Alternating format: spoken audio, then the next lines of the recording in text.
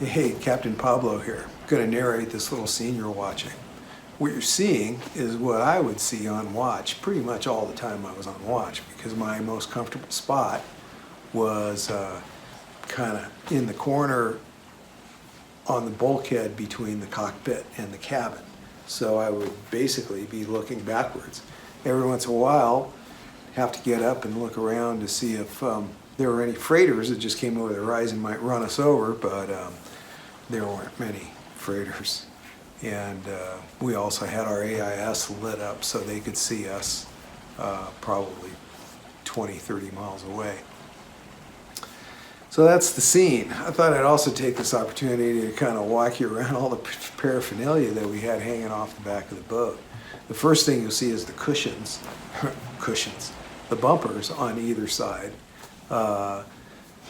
Chris had made nice covers for those with almost a felt material, so they made really great backrests. So instead of stashing them, we kept them tied up, so when we were sitting in the back of the cockpit, we'd have our backs up against those. It was pretty comfortable.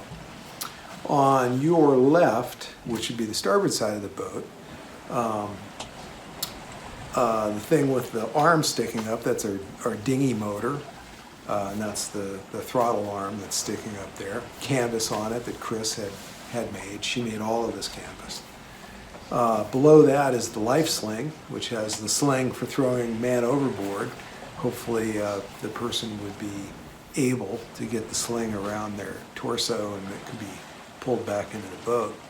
Next to that is the stainless steel pole that we'd use for raising and lowering the dinghy motor and pretty much anything else. Next to that is the barbecue, which we used a lot, even in the ocean. Then in the center, the yellow pole is a man overboard pole to toss in the water, along with some other things, a light and a horseshoe ring, so that if somebody did fall in the water, this pole with a flag that's pretty high up, we might be able to see them and maybe rescue them. The cylinder in the center is the hydraulic backstay that we used to tension the mast. Didn't really use that much. We're not racers, so we basically tension it when we were sailing, and when we were nice and quiet at moorage or anchor, we'd let the tension off. Then on the other side of the boat, on your right, which would be the port side of the boat, you see the array of antennas we have there. The first two capture, receive GPS signals from the GPS satellites around the world. The first one is for the navigation system. The second one feeds the AIS system. The Shakespeare tall antenna, thin one, is for the AIS system to broadcast and receive information over the VHF waves. Next to that, the cylindrical one, is the Iridium satellite antenna, which worked great. We always had satellite reception. And then next to that, the older style antenna is for the emergency broadcast. There's a emergency button on the VHF radio, and if you push that, it sends out what's called a DSC signal that makes any other radio within the area beep. Useless in the middle of the ocean because there's never anybody else around us. There's one more antenna above the backstay adjuster. That piece of stainless that goes up to the top of the mast, is the antenna for our SSB radio, our ham radio.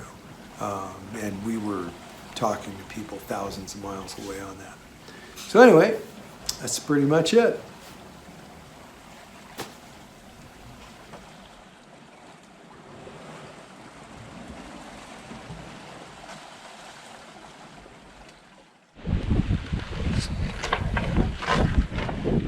Well, I think we're finally down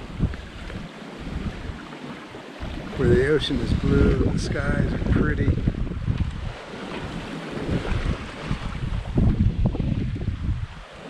This is so far the first flat night we've had out here. After about 10 days.